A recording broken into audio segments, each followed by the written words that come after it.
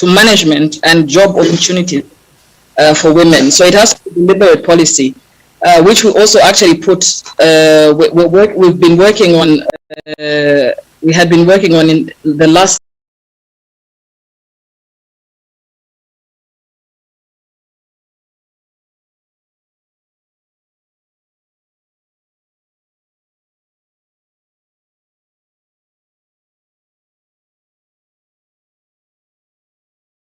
2 or 3 months, changing the policies of the Zambia Development Agency to actually deliberately put it in the policy of the organization. So it has to be a deliberate policy. Okay. Yes. Thank you. Mrs. Iftisama, I want to ask you about the important policy changes also that we could do more specifically to empower women. And you mentioned something quite important, the social protection, which is really key because we know that we have a lot of women who lost their jobs, a lot of women who work in the informal sector without any social protection. So what are, in your opinion, the most important policies that any of the government should do now to ensure women's full participation in the economy? Indeed, we should have ambitious social protection policies to protect women and to give them the chance to participate actively in the economic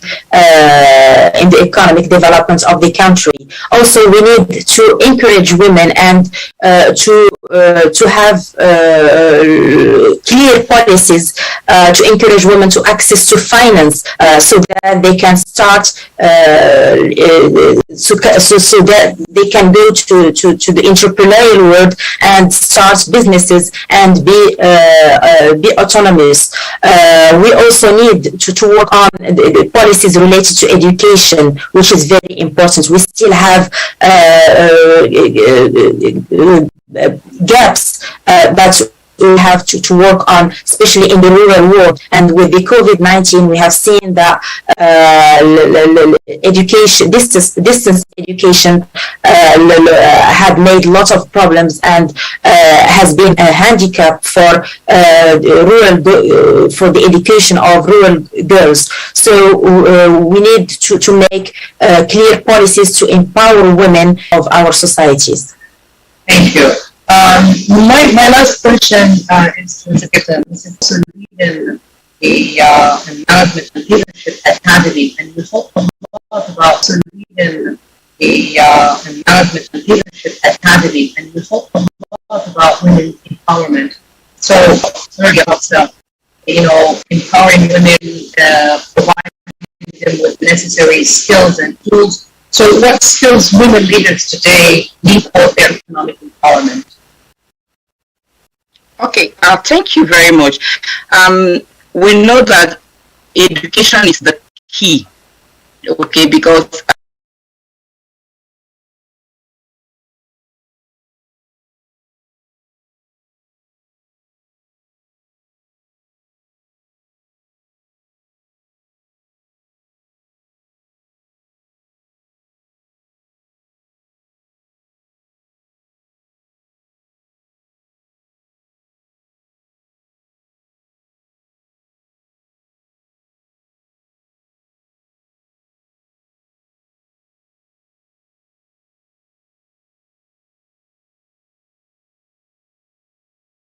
when people are not information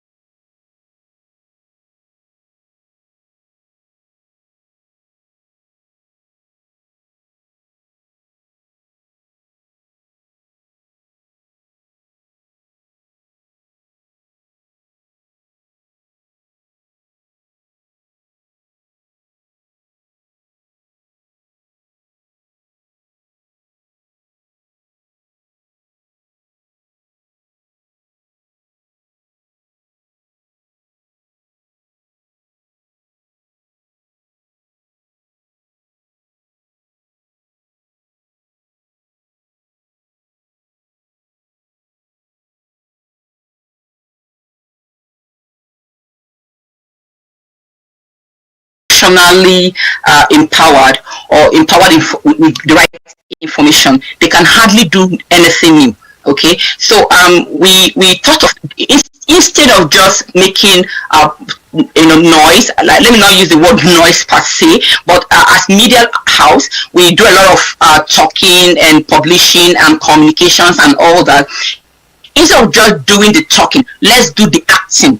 And that was when we created the idea of owning an international academy that is here to give the both graduate women and non-graduate women, whichever, the right information that will suit their capacity to empower them to channel into a new business or establish or do better in what they're already doing. Okay, because we figured most of our African women do business without even knowing what things as simple as bookkeeping is or marketing is. We just do it because we just go on the road, and whoever we can convince to sell our goods, that is just it. It would be nice to get more political leaders.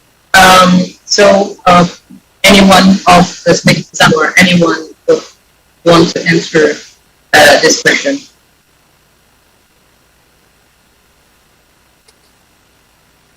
Sorry, what was the question? The question is, how can women galvanize to get more political leaders? Okay, I think that we have to work on the laws, on the electoral laws. Like here in Morocco, we have the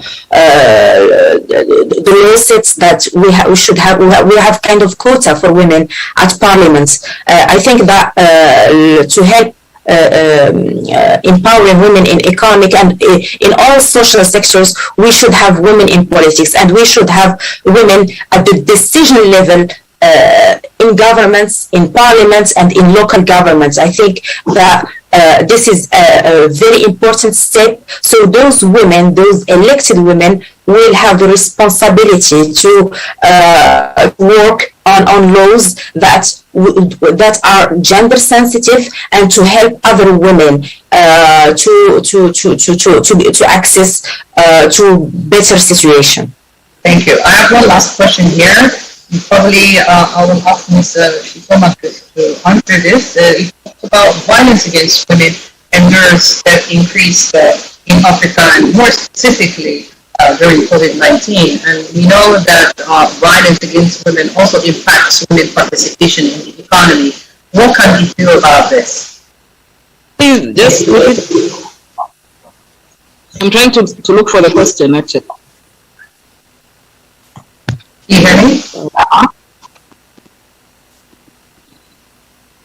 Please repeat the question. Okay. The question was, violence against women and girls have increased in Africa, and more specifically in COVID-19, all across the world, especially domestic violence increased. And we know that violence impacts women's full participation in the economy. What can we do about this?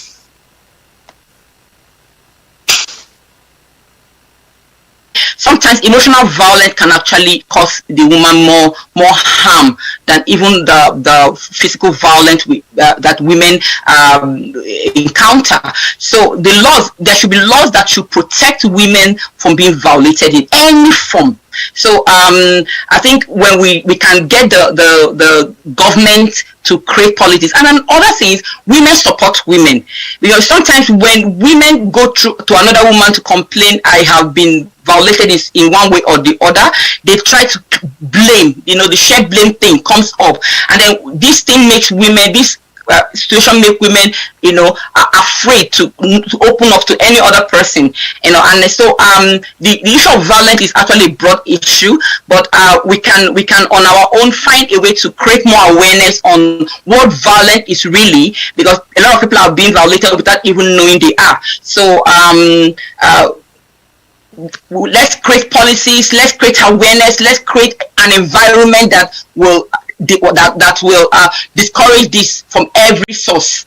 Thank you. Thank you so much. I think we are just on time, and let me just wrap up with a few important ideas that these one of the most important things that we all agreed on is that we need to work on legislation that protects women's rights and economy. We need to ensure that we put policies in place, more specifically work on gender sensitive budgeting, because it's very important to have an gender mainstreaming all across the sectors, and we need to ensure that the budget that is being developed by the line ministries include women economic and socio-economic and political empowerment, whether at the national or local level.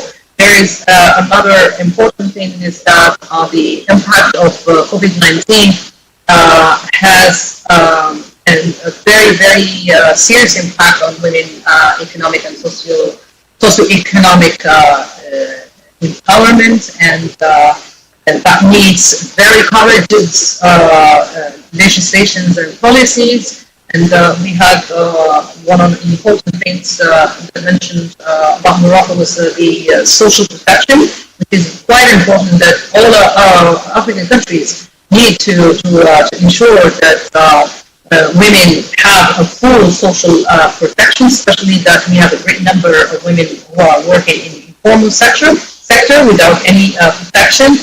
We talked about also hysterics in the media, and we need to ensure we have public-private partnerships so that we can have programs that change the stereotypes and the narrative.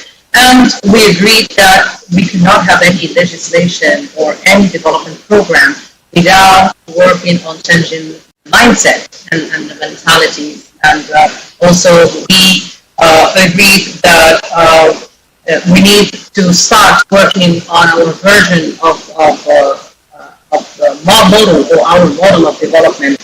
And the last point for women economic empowerment is education and capacity building, which is quite important, that will promote women's self-esteem, women to believe in themselves, raise women's potential, provide them with leadership opportunities. These are, we cannot just talk about women economic empowerment as a sector. We have to see it from a holistic point of view. It's a whole package that needs the joint effort by different stakeholders in order to work on effective women policies and gender-related policies in this regard. Thank you so much, everyone, and thank you for all who've been watching us, and for all your questions. Thank you for my wonderful guest, which is Issam Azawi, member of the City Council of Rabat, Morocco, former member of the Moroccan Parliament.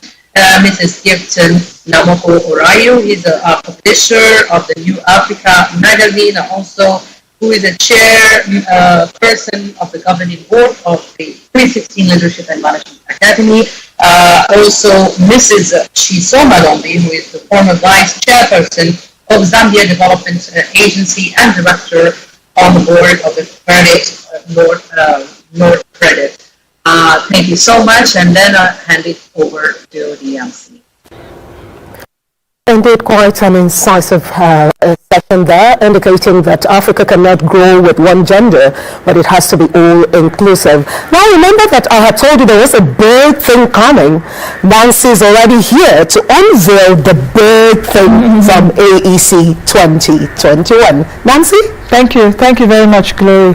Thank you once again for joining us in the stride to accelerate Africa, building back better. Thank you to our esteemed panelists, Karima and the other ladies. Thank you, Madam Ubisime, I can see you. Thank you, I was following the session at the back end. Thank you all. You will recall from the opening address on the first day of the Congress that beyond the Congress discourse, we are on a continuous mission to transform the media narrative of Africa through our annual publication at the today we're unveiling another edition of the AEC magazine. The AEC magazine is the brainchild of the African Economic Congress, created to influence Africa's media narrative beyond the Congress. This year, we have been honored with an exclusive interview. Excellency Monica Jane Koss will be featuring on the cover of our magazine. AEC says a big thank you to all our editorial partners, NOI Polls, First Bank of Nigeria, and Budget Foundation, as well as our contributors from all across Africa. Thank you for bringing this publication to life. Special thanks to our partners, Deloitte, Africa's media narrative beyond the Congress. This year, we have been honored with an exclusive interview with the First Lady of Namibia, Her Excellency Monica Jane Koss, who will be featuring on the cover of our magazine. AEC says a big thank you to all our editorial partners, photographer and makeup empire. On this note, we'll be closing the morning session of the third day, and of course, the last day of this year's edition of the African Economic Congress. If you've not joined us in the last 3 days, I bet you have missed. Just go look for us on our YouTube page and follow all the sessions. Bank of Nigeria, Securities and Exchange Commission, National Agency for Science and Engineering Infrastructure, Niger Delta Power Holding Company, Signal, Carsprint, Erisco Foods, Book Matrix, official photographer, and makeup empire. On this note, we'll be closing the morning session of the third day, and of course the